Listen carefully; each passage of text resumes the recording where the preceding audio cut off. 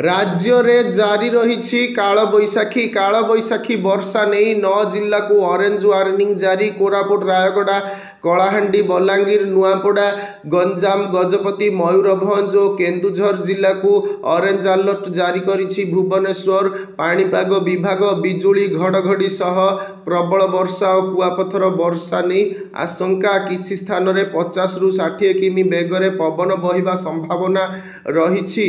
अन्य 22 जिला को काली सकाळ 8:30 पर्यंत येलो वार्निंग जारी करा जाइछि।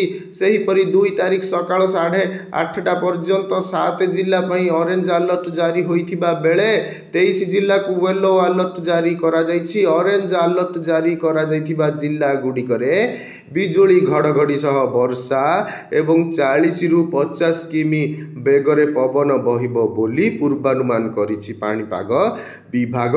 आसंता 5 तारिख जाए राज्यर विभिन्न जिले में झड़ वर्षा आशंका करिछि आंचलिक पाणीपाग विभाग। बिजुली घड़घड़ी समय रे घरु न बाहरिबाकू परामर्श देइछि पाणीपाग विभाग।